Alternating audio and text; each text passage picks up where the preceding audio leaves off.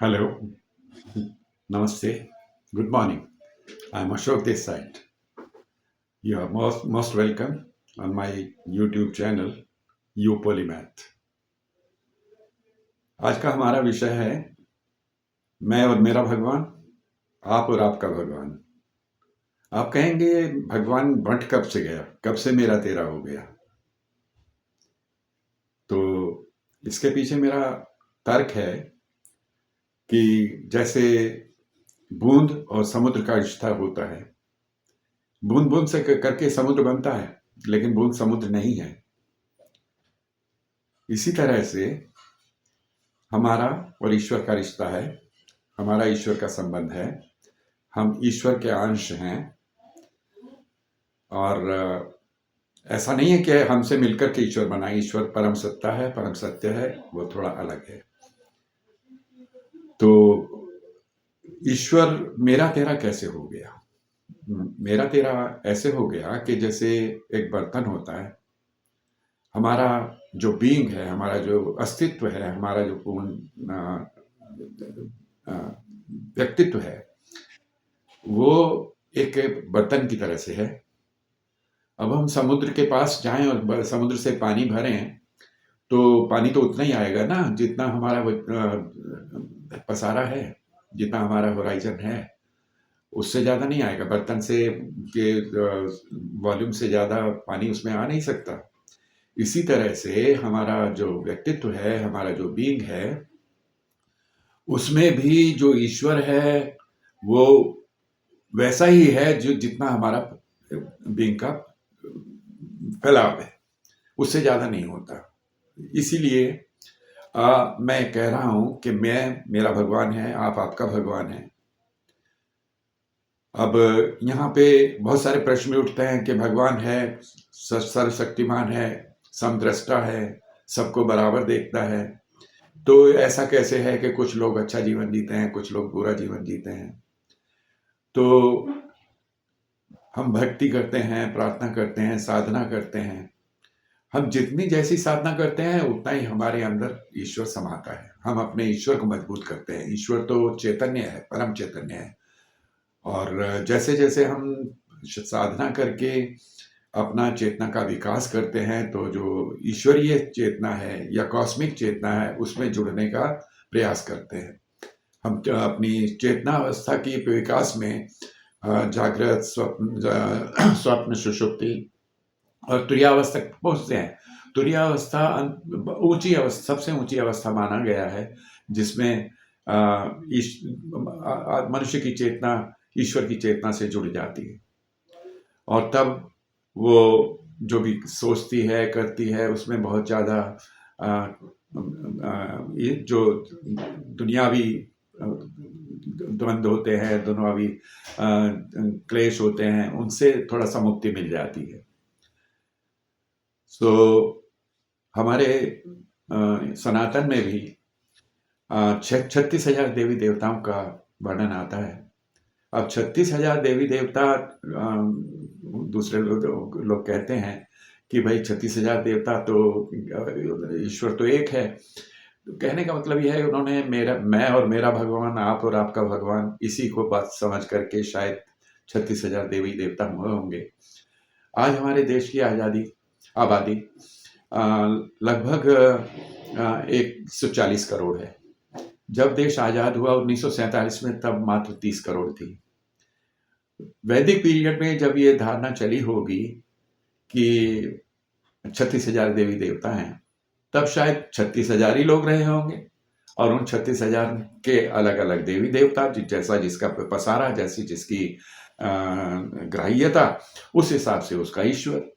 तो ईश्वर तो एक है, लेकिन हमने जितना ईश्वर को अपने बर्तन में, शरीर रूपी, आत्मा रूपी और मस्तिष्क में उसको ग्रहण किया है, वो उतना ही है।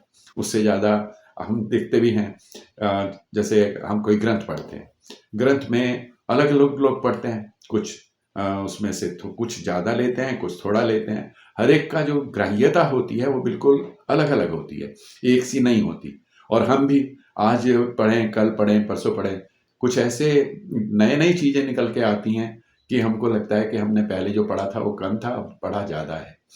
तो ईश्वर सब ऐसे एक है, और हम जितना ईश्वर को मजबूत करेंगे अपने अंदर बैठे हुए, वो साधना के द्वारा है। तो हमारा ईश्वर हमारा हो जाता है, आपका ईश्वर आपका हो जाता है। बस इतना फर्क है। और जो लोग नहीं मानते कि ईश्वर नहीं है, तो ये तो उनकी है, तो उन्होंने अपना बर्तन को शायद मुंह बंद कर लिया, तो ईश्वर आता नहीं है। अब मैं कैसे कह दूं कि ईश्वर नहीं है, वो दूसरी बात हो गई। मैं इसलिए नहीं कह सकता क्योंकि जो मैंने अनुभव किया है उसके अनुसार ईश्वर ने मुझे हर लेवल पे, हर कदम पे मेरी मदद की है। जब मैं कहीं किसी डिसीजन को बनाता हूँ, डिसीजन लेता हूँ, निर्णय लेता हूँ कि इधर जाऊँ या उधर जाऊँ, तो ईश्वर मेरी मदद करता है। और ऐसी उन्होंने की है। 79 वर्ष के लंबे जीवन में मैंने ये देखा है कि जब भी मैंने अपना दिमाग बिल्कुल विशुद्ध तार्किक स्तर पे जिया, तो मुझे ऐसा लगा कि यदि मैं वो सब फैसले लेता जो मैंने मुझे ईश्वर ने आगे खड़ा होकर के रोके कि नहीं इधर नहीं जाना है, इधर जाओगे तो आपको दिक्कत होगी, तो उनसे मैं बच गया। आज जब मैं सोचता हूँ कि यदि मैं अपने उसके अनुसार चलता और मुझे जो ऊपर से प्रेरणा मिली वो ना होता, तो आज मैं इस स्थिति में ना होता। दैहिक दैविक भौतिक तापा राम राज काहू नहीं व्यापा। तो उस तरह के आज 79 वर्ष के जीवन में मुझे उतनी दुविधाएं नहीं है जो हो सकती थी। जो हुआ वो अच्छा हुआ, जो नहीं हुआ वो उससे भी अच्छा हुआ। तो जो नहीं हुआ वो ईश्वर नहीं चाहते थे कि अब मैं उस रास्ते जाऊं, और ये सबके साथ होता है। ये मेरी सोच है, आप उससे असहमत हो सकते हैं, उसमें कोई बात नहीं है। अपना अपना अनुभव है, अपनी अपनी सोच है। मैं अभी अभी 3 4 5 महीने पहले की बात करता हूँ। मैं और मेरा बेटा गाड़ी से जा रहे थे और गांव जा रहे थे।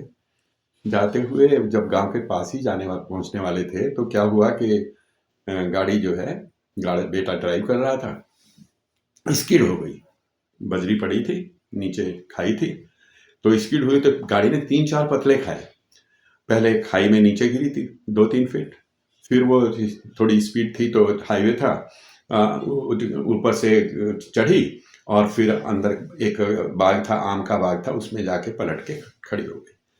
मैं जब भी गाड़ी में बैठता हूँ तो क्या करता हूँ, मैं बाकी चीज़ों पर ना सोच के शांत मन से अपना अपना मंत्र जप करने लगता हूँ। मैं भी ऐसे ही कर रहा था, आंखें बंद थी, कुछ पता नहीं था। सडनली ये सब होने के बाद मुझे नहीं पता लगा कब क्या हुआ, कैसे हुआ, क्या हुआ। जब गाड़ी पलट गई तो मेरी आंख खुली और मैंने देखा बेटा ऊपर जो है स्टीयरिंग पे टंगा हुआ है, साइड में गाड़ी लेटी हुई है। तो उसने कहा पापा ठीक तो? मैंने कहा हाँ, तुम बताओ तुम ठीक हो कि नहीं। और कोई टेंशन नहीं, कुछ नहीं। मैं बहुत परेशान हो जाता हूँ आम सी स्थिति में, लेकिन उस समय मुझे हंसी आ रही थी कि भाई क्या हो गया ये। और ईश्वर ने बिल्कुल सही सलामत बिना किसी उसके, वरना जिन लोगों ने आसपास के खेतों से 15 20 लोग आ गए, उन्होंने कहा कि भाई ठीक ठाक तो है, तो ये कह रहे थे कि भाई ये तो संभव ही नहीं है कि इसमें कुछ ना हो जाता। जिस तरह से 3 4 पलटे खाई उन्होंने बताया, मुझे तो पता नहीं था। खैर उन्होंने शीशे खोल के साइड के डोर को ऊपर से खड़े होकर 3 4 लोगों ने निकाला बाहर, और फिर हम गाड़ी को छोड़ के बस में बैठ के गांव पहुंचे। ये था। अब मैं ये मानता हूं, कैसे कह दूं कि ईश्वर नहीं है? उसी ने तो रक्षा की ना, और नहीं भी कर सकता था। कितना फर्क होता है मौत और जिंदगी जीवन के उसमें फासले में, मेरे ख्याल से बहुत ही कम। इधर तो मौत, उधर जीवन। लेकिन ईश्वर आपकी सदैव मदद करता है, ये हमको मान के चलना चाहिए। एक विलियम जेम्स हुए हैं फिलोसोफर, वेस्टर्न फिलोसोफर, उन्होंने कहा है कि यदि ईश्वर नहीं भी है तो आपको ईश्वर को मान लेना चाहिए। आप लोग कहते हैं कि ईश्वर को वो लोग मानते हैं जिनको डर लगता है, जिनको अपने पर विश्वास नहीं है। अरे आदमी में इतना अहम कि किस बात का, कितनी उसकी क्षमता है। आंख है तो थोड़ी दूर तक देख सकती है, उसके बाद पता नहीं। कान है तो थोड़ी दूर तक सुन सकते हैं, उसके बाद पता नहीं। तो पूरा का पूरा थोड़ा ही मालूम है। चौराहे पे खड़े हैं, 4 रास्ते जाते हैं, एक जंगल को जाता है, एक भयानक है, दूसरा एक ही रास्ता ठीक है। वो रास्ता आपको कैसे पता लगेगा? तो वो पता लगेगा ईश्वरी मदद से। वो आती है इंट्यूशन, या जिसको आप कहते हैं कि अतीन्द्रिय ज्ञान, वो ईश्वर से जुड़ने के बाद आता है। आप ईश्वर को ना भी माने, आप मानिए कि सुपर कॉन्शियस है, आपका जो ऊपर का चेतन, सुपर तुरीय अवस्था की चेतना है, वो शायद आपको बताती है। तो उसमें भी कोई हर्ज नहीं है, ये अपनी सोच है, जैसा जिसका सोच वैसा उसका निर्णय, conclusion. Anyway, thank you very much, see you again, फिर दोबारा किसी और विषय पर। थैंक यू, धन्यवाद।